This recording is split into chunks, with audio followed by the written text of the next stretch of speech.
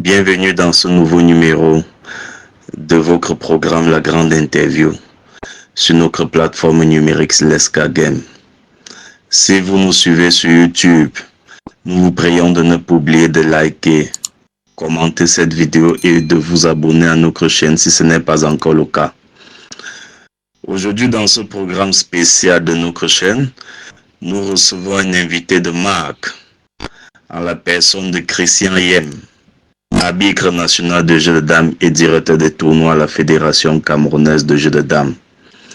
Il va nous entretenir principalement sur les contours du prochain championnat national de jeux de dames du Cameroun, qui commence demain à Yaoundé par une phase de barrage. Christian Yem, bonjour. Vous êtes arbitre du jeu de dames et directeur des tournois à la Fédération camerounaise de jeux de dames, en abrégé FECADAM.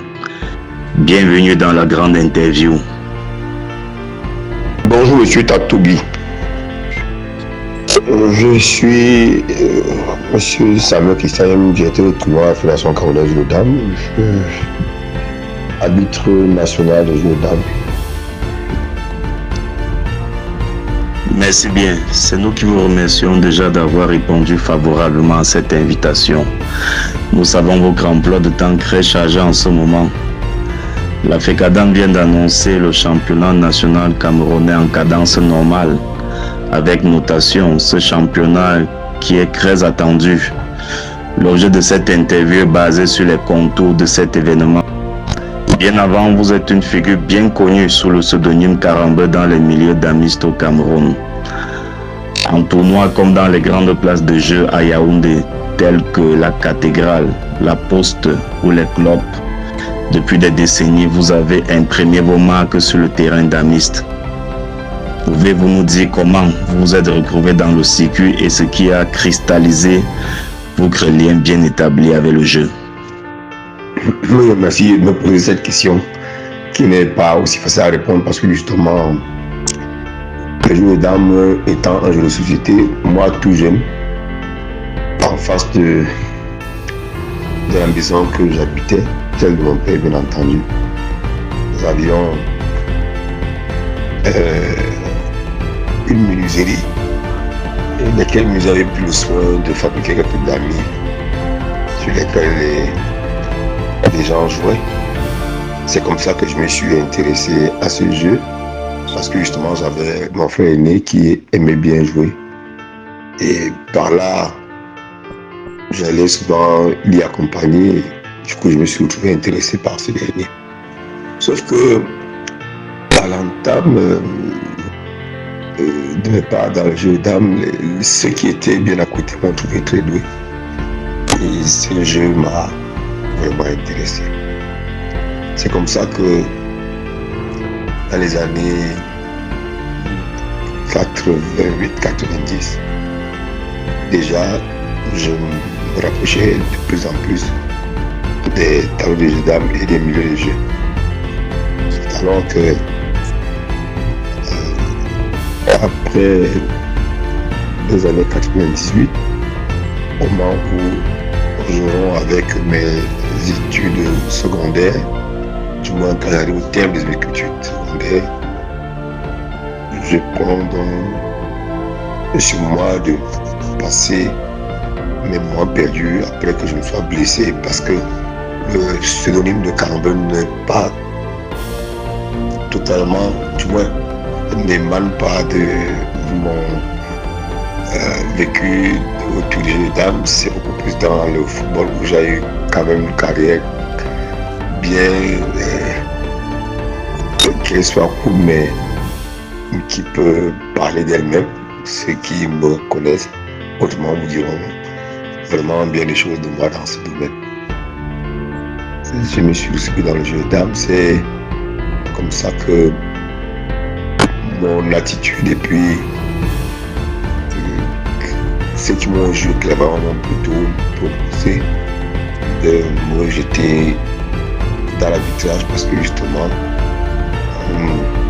on tire de ceux qui sont arbitres et des personnes intègres et puis vraiment parfois très peu corrompus. C'est généralement le caractère que les gens me reconnaissent et celui que je défends, c'est l'état d'esprit que je défends. Alors, dès 1998, je me mets à arbitrer de façon, si on peut le dire, amateur les jeux de dames, parce qu'à l'époque, nous n'avions même pas de pendule. Nous utilisions les montres électroniques. Nous jouons avec les damiers sur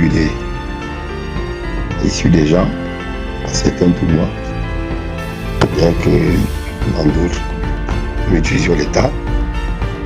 Je m'y suis retrouvé et adoubé par des exploités comme M. Ponok, Mathias, CDF actuel de la FECADAM. Et à l'époque, M. Mboloma, directeur national technique, qui plus tard passe président. Je passe de mon premier stage lors du championnat d'Afrique 2000 ici à Yaoundé à Royal Hotel. Le second international en 2006, le championnat d'Afrique en 2006. Et c'est comme ça que je suis désigné désormais comme arbitre national auprès de la Fédération camerounaise de jeux de dames. Plus tard, j'arbitre aussi comme assistant au grand tournoi international Europe, Afrique en 2015 à Décoté la Douala.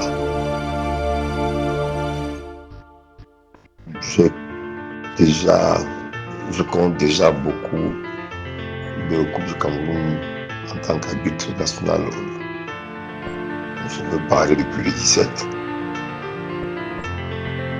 Je ne me rappelle même plus trop honnêtement parce que justement ça fait longtemps. Et championnat national. Donc à mon actif, j'ai envie de vous dire qu'en tant qu'arbitre, j'ai quand même du parcours. Il faut reconnaître que j'ai mis déjà beaucoup de temps quand même, il faut le reconnaître. Monsieur Christian Yem, à vous suivre, vous avez un très beau parcours dans le milieu et vous avez accumulé une très grande expérience au fil du temps.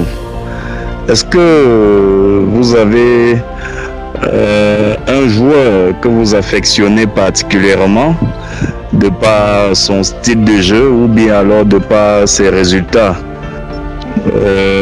Quels sont les témoignages que vous pouvez faire dans ce sens-là? Oui, monsieur Tatoui, cette question est un peu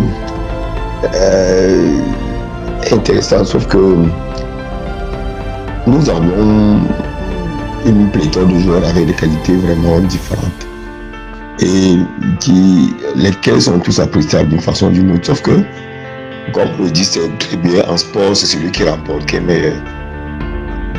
Particulièrement, et certaines personnes qui ont pu observer ma façon de jouer, j'ai essayé de calquer mon jeu sur le style de joueur que nous appelons tous Fogué. Donc,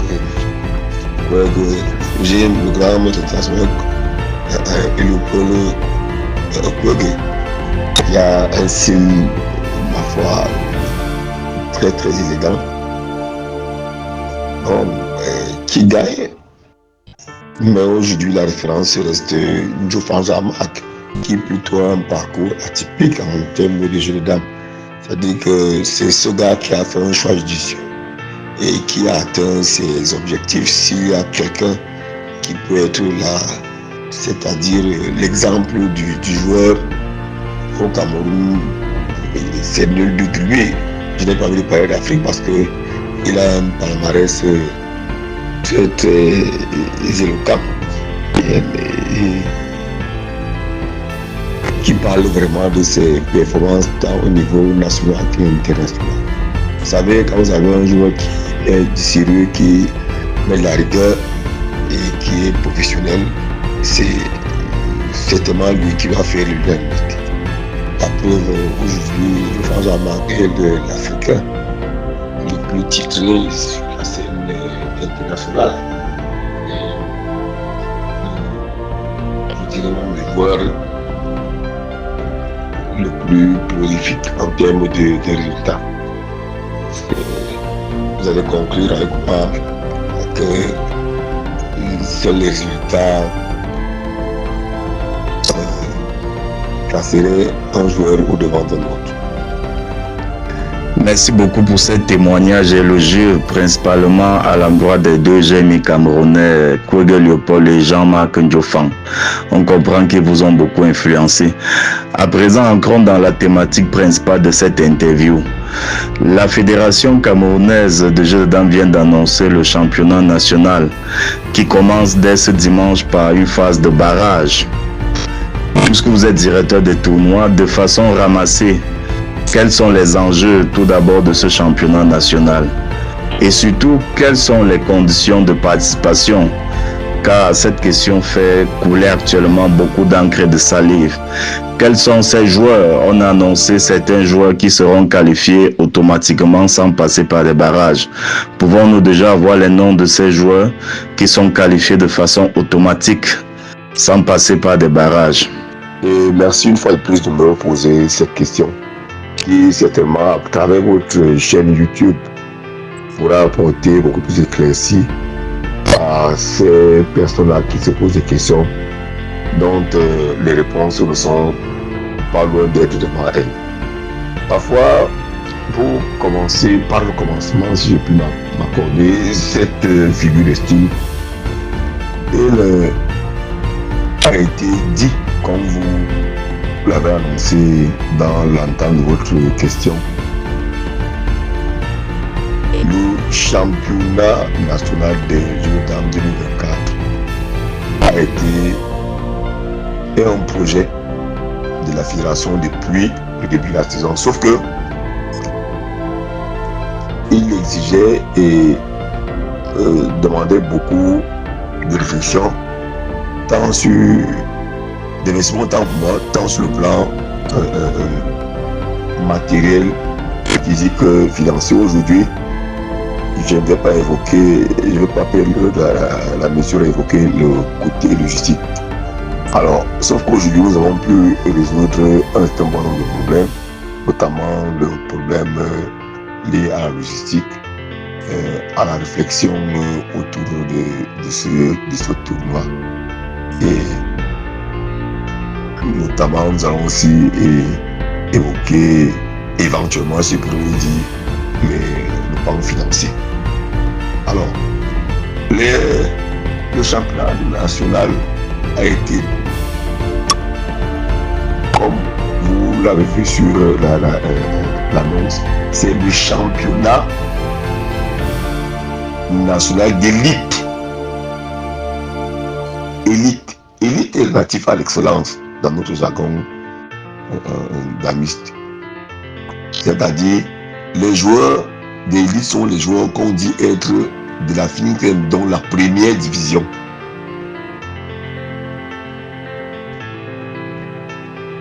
Je reprends. L'excellence en jeu de dames, c'est l'élite qui veut dire première division.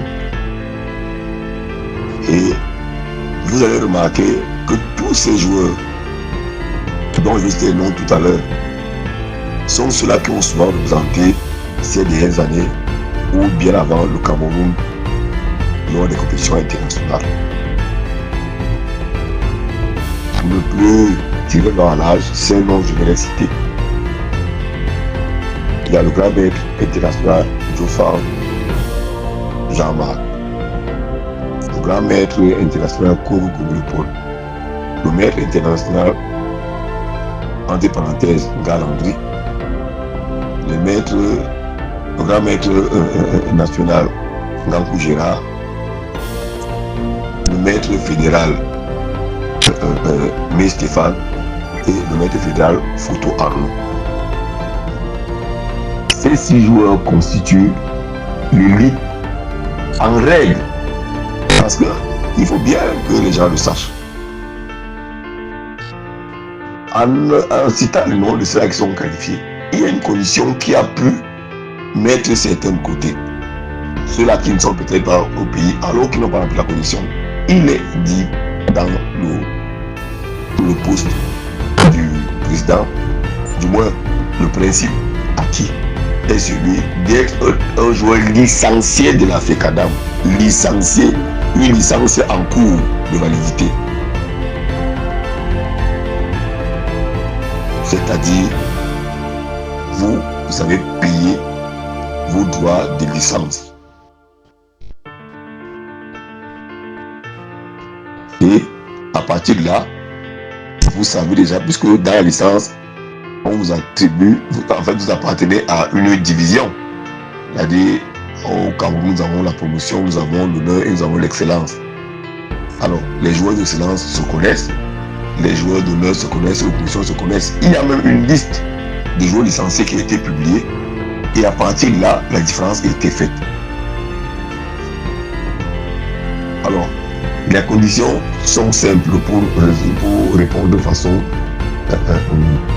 globale à la question qui a été posée sur 2 volets. Quels sont les joueurs qui sont qualifiés? Quelles sont les conditions? Les joueurs qualifiés sont ceux de la première division dont j'ai cité les noms. Et la condition sine qua non, c'est d'abord d'être un joueur licencié de la FECADAM de la saison 2024. Alors, parlant des enjeux, je vais expliquer clairement le phénomène qui prévaut, du moins que nous vivons en ce moment. La Fédération camerounaise organise le championnat d'élite. Et pour rester à l'élite, un tournoi doit pouvoir remplir certaines conditionnalités.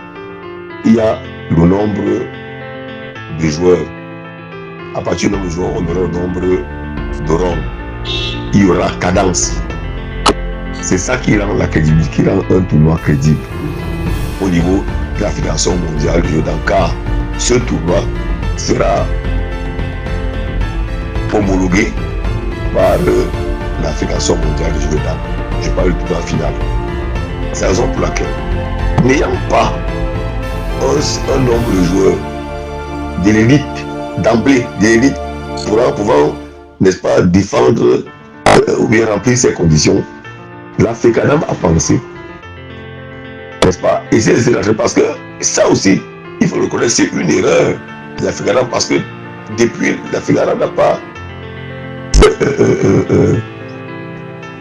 fait asseoir ce comité de passation, n'a pas tenu cette commission de passation de grade pour que les joueurs grandissent en termes grandissent, c'est-à-dire que les joueurs, certains joueurs d'honneur qui ont quand même fait du parcours en honneur puissent passer à l'excellence et vitesse de promotion passe en honneur et ainsi de suite.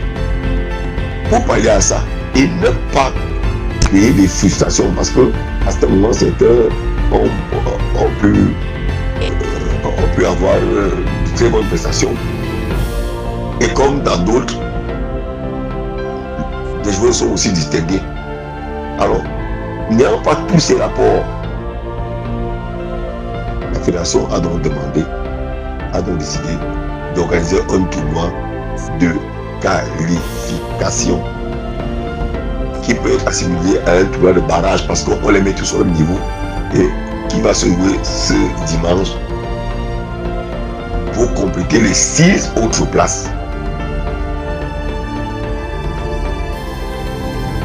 Je vous fais la confidence de ce que ce tournoi est un tournoi master à la base, mais on va l'appeler semi-master. Pourquoi? Parce que les joueurs qui remplissent les conditions sont d'emblée qualifiés, donc ils sont invités. Pour compléter, on a besoin d'un tournoi Et ceux-là, une fois là-bas, seront pris en charge de leur hébergement, de leur nutrition et ils seront couverts d'une assurance maladie et vont, comme on dit à notre savon, chasser les primes. Où sont-ils là? Le directeur technique national va sélectionner des joueurs qui pourront faire au stade de préparation,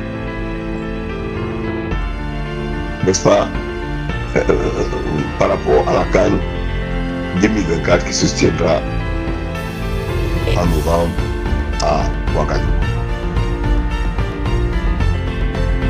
Voilà à peu près les enjeux. Il ne fallait pas que j'oublie les 6 autres places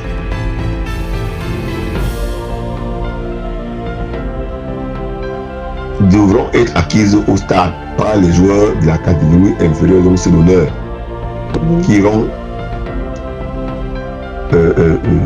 compléter le nombre à 12. Mais le président national a une carte verte qu'il pourrait utiliser si besoin, se présentant, lui permettant d'inviter un joueur. Nous appelons ça une carte verte, qui lui donne le pouvoir d'inviter un joueur de son choix pour participer à ce tournoi qui sera très relevant. Donc du coup, nous résumons, le tournoi est organisé par la FECADAM, c'est un tournoi de ligue. Mais n'ayant pas le nombre de joueurs requis pour rendre ce tournoi sérieux homologué par la FMJD, la Fédération camerounaise a choisi de compléter les joueurs de l'excellence par des figures montantes de l'honneur qui n'ont pas fait mauvaise figure ces derniers temps. Nous connaissons les résultats qu'ils ont pu produire entre-temps lors des tournois organisés par certains mécènes. Et pour cela, dès le 20, le championnat national de jouer dans 2024 sera lancé. Et au sortir de là, nous aurons des joueurs prêts pour le championnat d'Afrique 2024 en Ouagadougou. Je vous remercie. Merci beaucoup pour cette réponse très exhaustive sur la question. Cependant, j'aimerais revenir très rapidement avant la fin de cette interview sur certains joueurs dont la non-participation fait polémique actuellement dans le public. Il s'agit notamment de les joueurs Fopa Bruno, Tamba Emmanuel et Wabou David Dako. Pouvons-nous avoir quelques clarifications sur la situation de ces Croanos qui font bien évidemment partie de l'élite?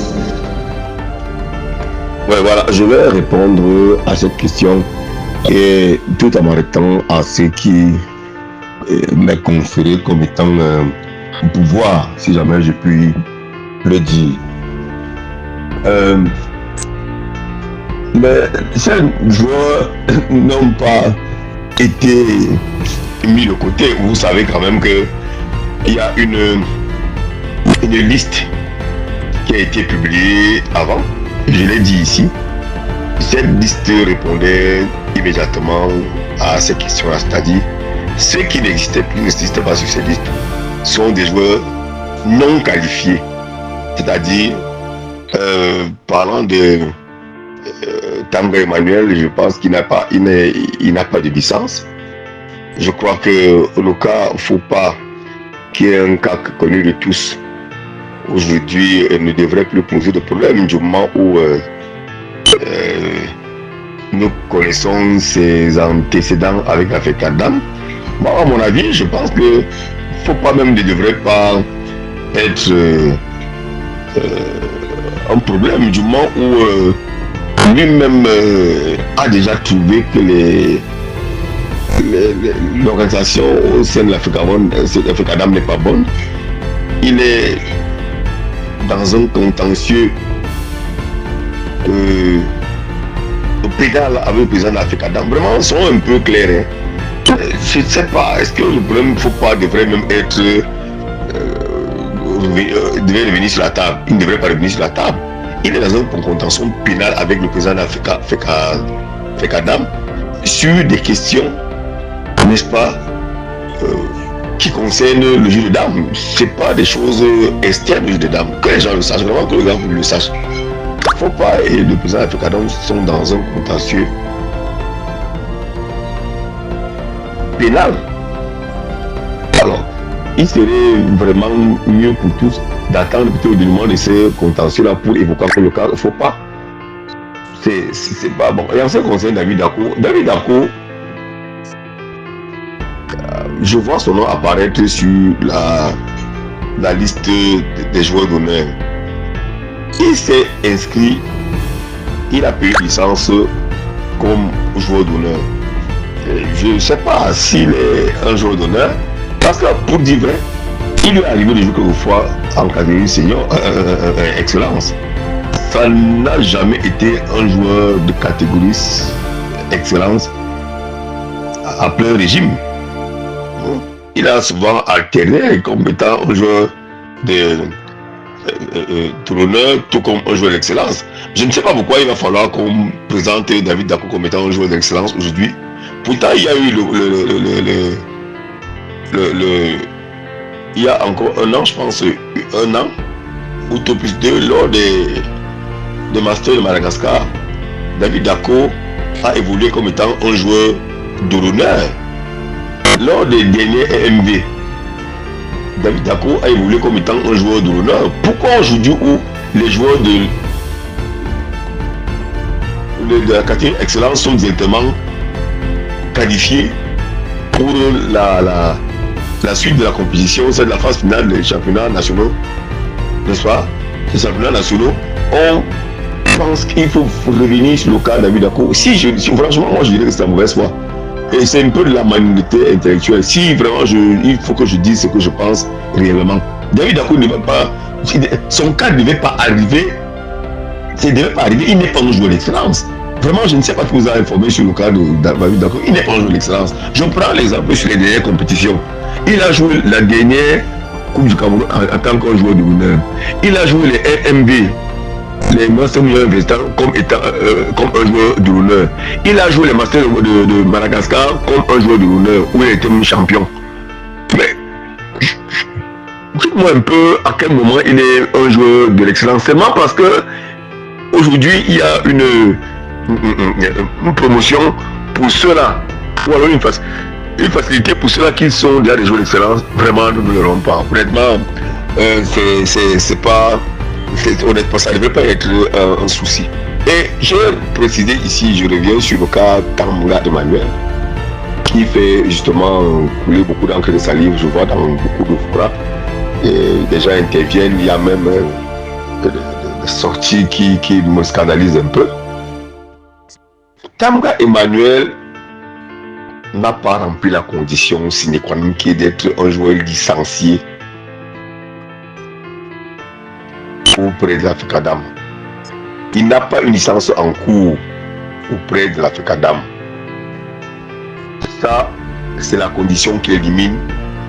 C'est la seule condition qui élimine. On a dit qu'il faut avoir une licence de l'Africadam en cours de validité. Tamga Emmanuel n'a pas de licence en cours de validité. C'est la seule condition qui l'élimine. Maintenant, les uns et les autres, certaines personnes, je veux dire, qui appartiennent peut-être à sa famille d'amis, et même certains damistes, je vais même parler de moi. Nous avons essayé de par sa qualité de fort joueur et du fait qu'il nous ait approché, parce que moi il m'a approché pour me poser le problème, Je me suis rapproché, nous sommes rapprochés du bureau exécutif qui a établi les règles. Et les règles n'étaient pas à sa faveur. Et voilà pourquoi Tamboué Emmanuel, lui, son cas qui fait jaser vraiment. Parce que je crois que le cas qui peut importer, c'est peut-être le sien. Les autres, vraiment, pour moi, c'est pas la peine. Alors, voilà la condition qu'il élimine simplement. Il n'est pas licencié en ce moment à la Fédération camerounaise de dames. Pendant que pour ce tournoi, il faut être licencié, avoir une licence en cours de validité. Voilà. Merci pour toutes ces précisions à la question.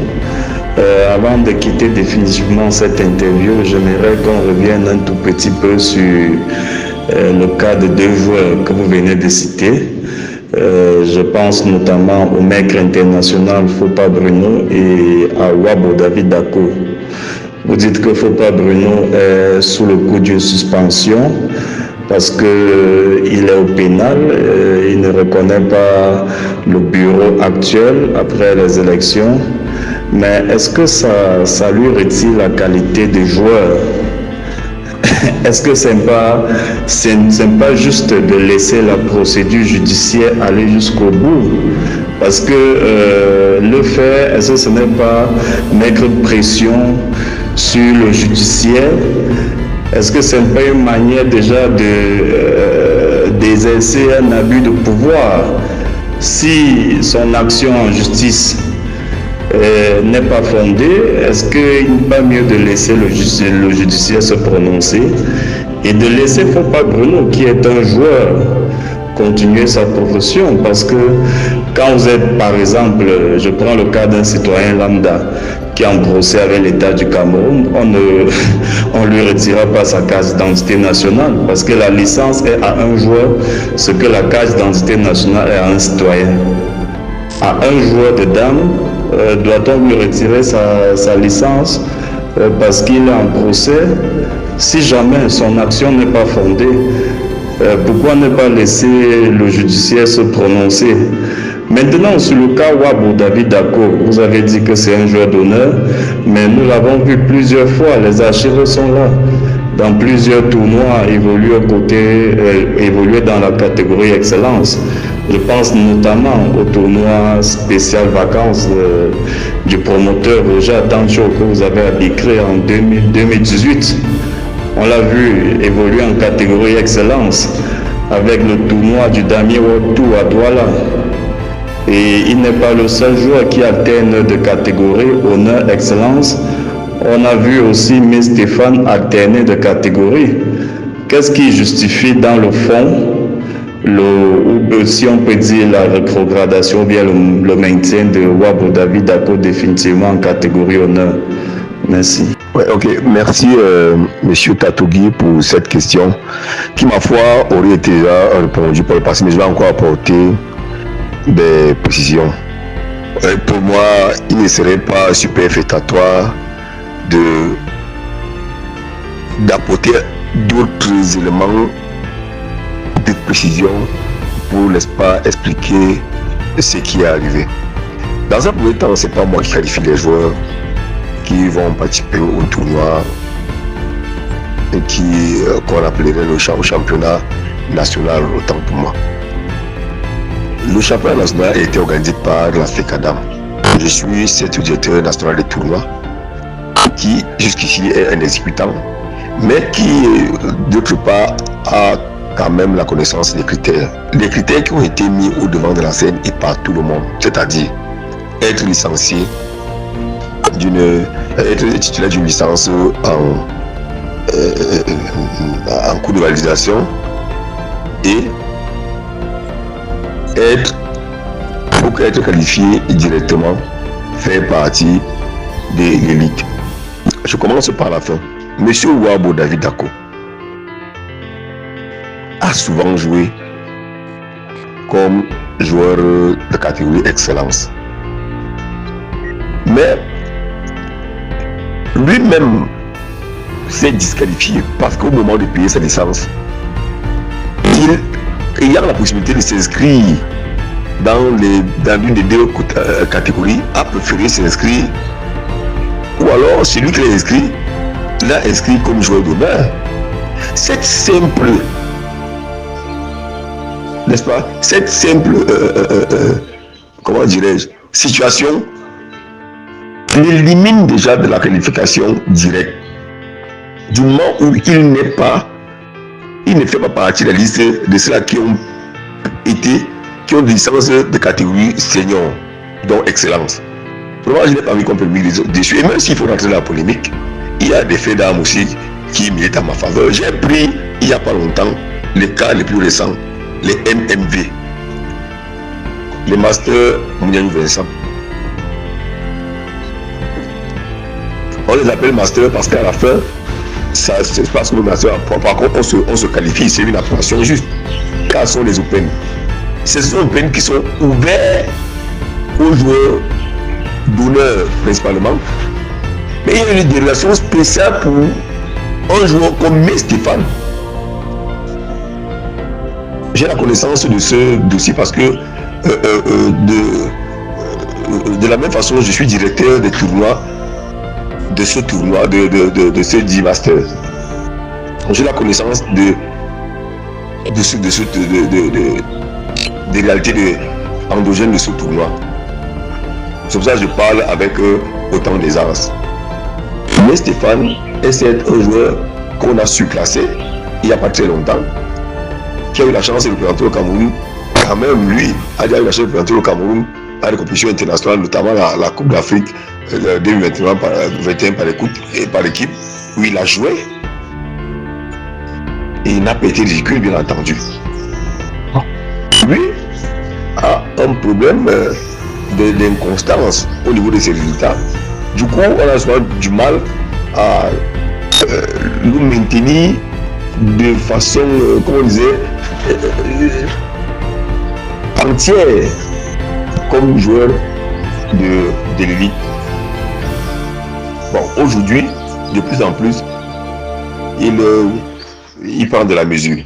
En ce qui concerne Babou David Ako, j'ai pris le master de Madagascar l'année passée, qu'il a même remporté. Il a joué en catégorie honneur. Les Mounianou, où il était qualifié pour la fin, il a joué en catégorie honneur. Il a gagné une étape en catégorie honneur. Mais, comme vous me dites, en réalité, j'ai expliqué une partie et j'ajoute l'autre pour compléter. Et en ce qui concerne Fopa Bruno. Fopa Bruno, moi je suis même surpris. Honnêtement, je parle de mon approche personnelle. Que ce problème, je ne sais pas celui qui s'en plaint. Mais moi je suis surpris que Fopa Bruno prenne sur lui de jouer même les compétitions d'Afrique Adam. Que lui-même peut-être toujours au rabais. Et de surcroît, être dans un comme vous l'avez bien précisé, dans un contentieux post-électoral avec le président sortant. Et ils ne sont pas seulement là-bas, ils sont même au pénal. Parce qu'en plus de ce qu'il ne reconnaît pas sa position de président, il a créé là-bas pour détournement de deniers publics. C'est un procès qui est en cours.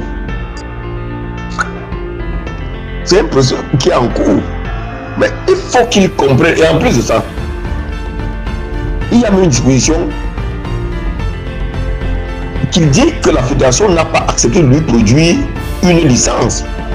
Et la raison n'est pas seulement ça. On a dit qu'il a... Écoutez pas. C'est qu'il aurait... comment dirais-je, il aurait écorché l'éthique du jeune homme et a proféré des propos injurieux vis-à-vis des damistes et des dirigeants. C'est une sanction. C'est une sanction. C'est pas un regret. Tout le monde sait quelle est la force faut pas que nous qui tout le monde sait en quelle catégorie. Oui, c'est un vieux joueur, c'est un maître international. Il est connu de par le monde entier comme joueur de dames. Mais il y a une disposition qui est limite vis-à-vis d'une suite de situations.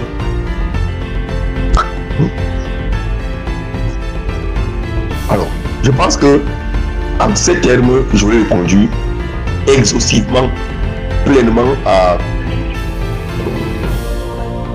et de façon très explicite à cette question, M. Tatougui. Merci encore. Merci pour ces clarifications supplémentaires. Nous allons à présent sortir de cette interview. Nous savons votre programme très chargé actuellement avec les barrages qui commencent ce dimanche du côté de la Cité Verte. Merci et beaucoup de courage dans cet événement. Le championnat national camerounais que j'annonce sera très relevé parce que malgré ces quelques joueurs qui seront absents, le niveau est très fort et le Cameroun est connu dans le monde et en Afrique pour la qualité des damistes produits. Merci, monsieur le directeur des tournois. Merci, monsieur Christian Yem. Oui, merci, monsieur Tatougui, pour cet entretien, ma foi, qui apporte beaucoup de questionnements dans un certain nombre de choses qui se disent. Bon, ben, je vous ai entendu dire quelque chose à la fin. C'est que le tournoi sera relevé malgré ces quelques joueurs qui seront absents. Ouais, il y a toujours, dans toutes les compétitions, il y a des joueurs qui peuvent être absents pour plusieurs raisons. Ils peuvent être empêchés par leur calendrier agenda très chargé. Ils peuvent être, n'est-ce pas, ne pas remplir les conditions. Et ils peuvent choisir même ne pas jouer eux-mêmes. Je voulais dire que le Cameroun étant un pays de jeux de dames, parce que le Cameroun regorge quand même de très bons damistes, la preuve de par leur nombre de médailles et de trophées engrangés. Il y aura toujours au tiroir des tournois très relevés. Par ailleurs, je souhaiterais apporter une précision. Parce que la question, il y a beaucoup de saluts qui se sont fait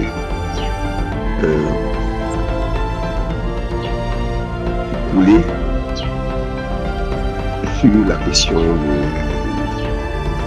M. Tanga. Alors, j'apporterai la précision en disant que M. Tanga n'a jamais été un joueur banni. M. Tanga n'est davantage pas un joueur suspendu. M. Tanga,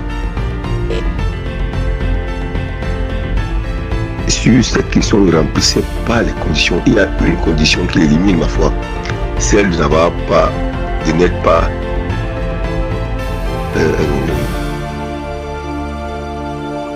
obtenu une licence 2024 en cours de validité au moment de l'annonce de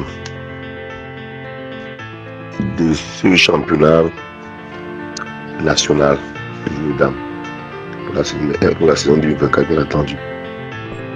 Mais maintenant, ça ne dépend plus de nous. Il faut reconnaître que au sortir de la réunion que nous avons tenue le jeudi à 14h à électionner cette réunion élargie du bureau exécutif à la DTN passant par la DNT, la Direction nationale du tournoi. Comme partout ailleurs, il existe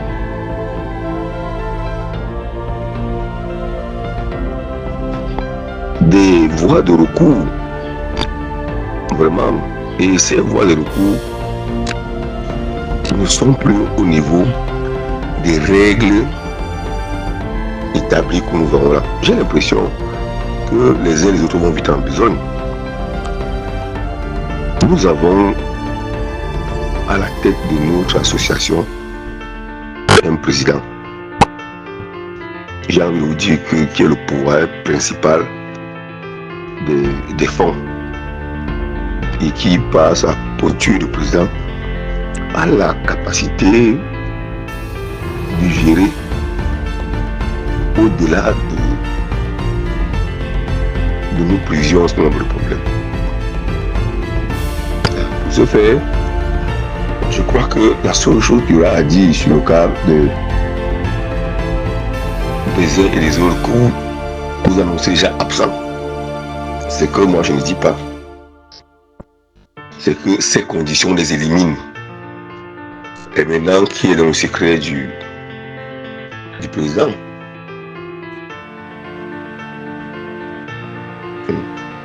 Qui a une green card, qui est capable d'aller au-delà des prévisions que nous avons faites ou les règles que nous avons préétablies pour sélectionner ces joueurs qui, n'est-ce pas, nous feront l'honneur de livrer un très bon spectacle pendant une semaine durant en Palmaillot. A été le relais pour cette très attendue compétition championnat national de joueurs 2024. Il faut le reconnaître, les esprits ont évolué dans un sens comme dans un autre. Aujourd'hui, nous sommes à l'heure du digital. Alors, il suffit d'une chose ou de deux que, entre-temps, d'esprit, ou alors ce que se disent les uns ne soit plus la même chose. Il y a des tests qui prévoient ce genre de choses. Alors, je ne vais pas entrer dans le secret de Dieu. C'est que je sais que nous faisons tout pour que cette histoire, je veux dire, cette compétition se passe très bien. J'ai foi parce que tous les pronostics soient pour contourner, parce que au regard du niveau de jeu que présentent les jeunes joueurs qui ne sont pas suffisamment gradés aujourd'hui, il suffit d'une commission pour changer la donne. Au regard de leur dernière prestation, je pense qu'ils peuvent apporter plus de surprises que les gens du premier prix. Nous ne sommes pas encore rendus à la fin, nous sommes à la veille du dernier tournoi qualificatif, on appelle aussi barrage, pour ce grand championnat national. Je vous dis que beaucoup de choses peuvent arriver pendant et même après, car c'est dans 14 jours que le tour commencera. Vraiment, je vous remercie de tous ces efforts que vous faites pour essayer d'éclairer l'opinion publique qui justement n'a pas toujours la vraie information sur le fonctionnement de l'intérieur. Merci, merci et merci encore. Bonne journée.